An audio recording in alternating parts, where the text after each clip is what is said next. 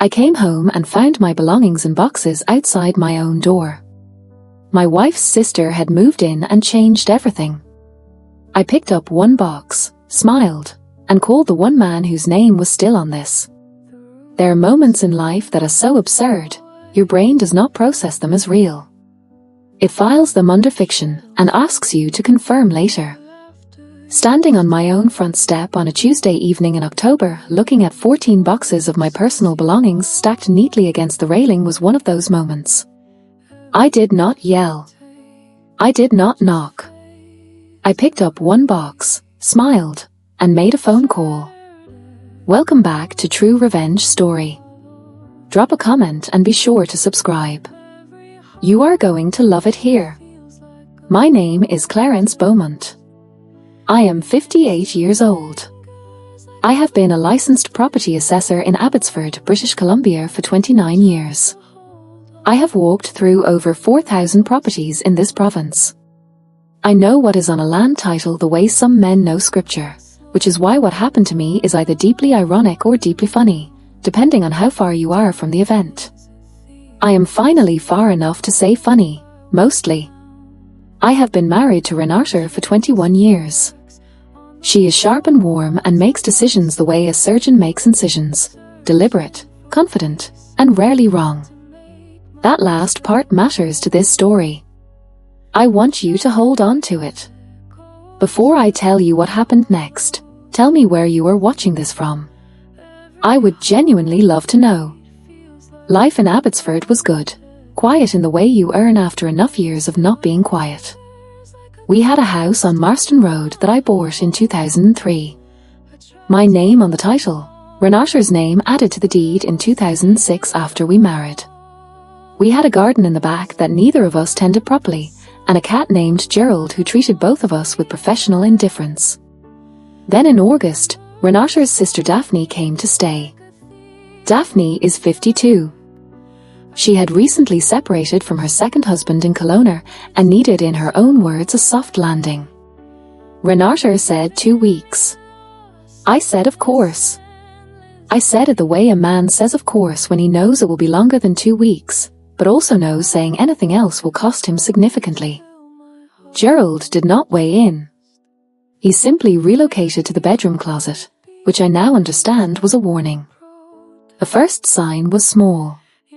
Daphne rearranged the kitchen, not cleaned it, rearranged it. I reached for a coffee mug on a Wednesday morning and grabbed a spatula.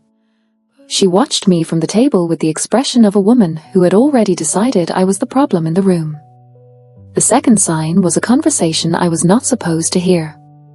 I came home early one Thursday and caught the tail end of Daphne telling Renata that a man who cared would have remodeled the bathroom by now. I stood in the hallway and thought about that sentence for a full minute. The bathroom was fine. I had assessed properties for 3 decades. The bathroom was fine. The third sign was that Renata started agreeing with things I had never heard her agree with before, that the living room needed repainting, that my workshop in the garage was, and I am quoting directly, a lot. That the schedule of the house did not work for someone with Daphne's routines. I did not know what Daphne's routines were. I was not invited to know. I want to be fair here. Daphne had been through a hard year. Divorce is brutal. Displacement is worse. I understood that.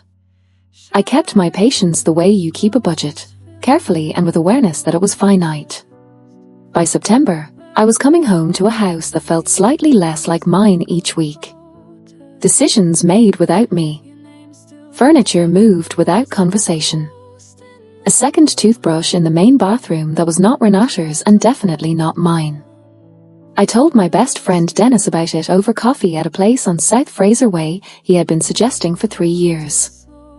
He is an electrician who operates on the philosophy that all problems are circuit problems. Something is either grounded or it is not. He listened without interrupting, which he is not known for. Then he said, Clarence, what exactly is your name on? I said, the title. He said, then you are grounded. He said, everything else is noise. He also said that Daphne sounded like a woman who had never met a property deed before, and he felt that gap in her education was about to become relevant. I made a note to tell him he was right later. I always do. Then came October 14th, a Tuesday. I finished a site assessment in Chilliwack at 4:30 and drove the hour back to Abbotsford the way I always do. Podcast on, coffee from the thermos. Gerald would be waiting near the door and ignoring me, and I would find that comforting. I turned onto Marston Road and saw them from 2 houses away. Boxes stacked on my front step like a returns counter at a department store that had made a decision about me without my input. I parked. I walked up the path. I counted 14 boxes. My clothes, my books, my tools from the garage, my father's field compass in a shoebox with my name written on it in Renata's handwriting. I stood there for a moment. The front door was closed. The lock was new. I could see that from the step. I knocked. Daphne opened the door. Renata stood 3 feet behind her with an expression I had not seen on her before, not angry, not satisfied, somewhere in between those two things and lost in both of them. Daphne said, Clarence, this is not working and I think you know that. She said it the way people say things they have rehearsed in front of a mirror. She said Renata needed space and that this was the kindest way to do this. I looked at the boxes. I looked at the new lock. I thought about kindest. I decided not to engage with that particular word choice. I said one thing. I said, Daphne, whose name do you think is on the title to this property?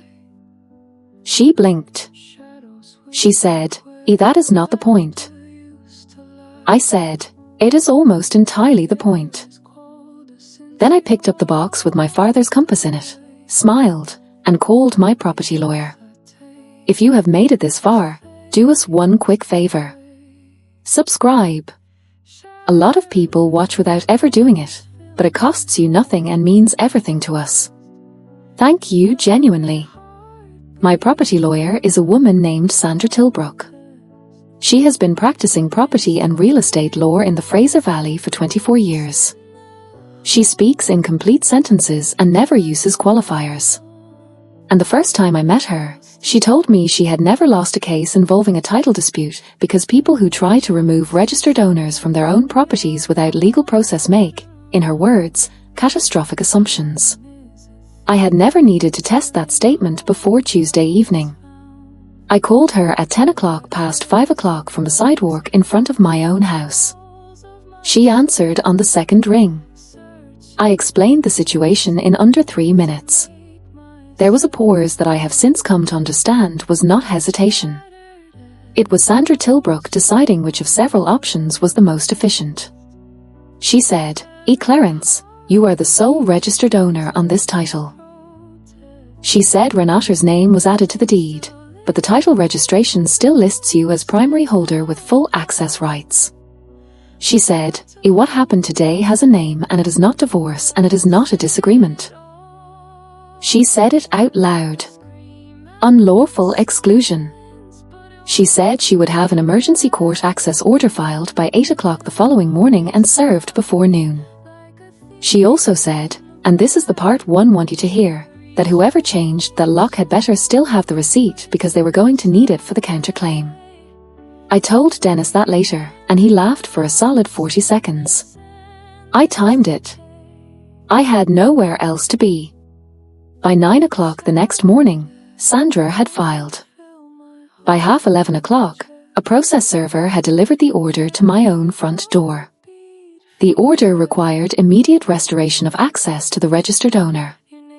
It also required that any person not on the title or lease vacate the property within 48 hours pending further proceedings.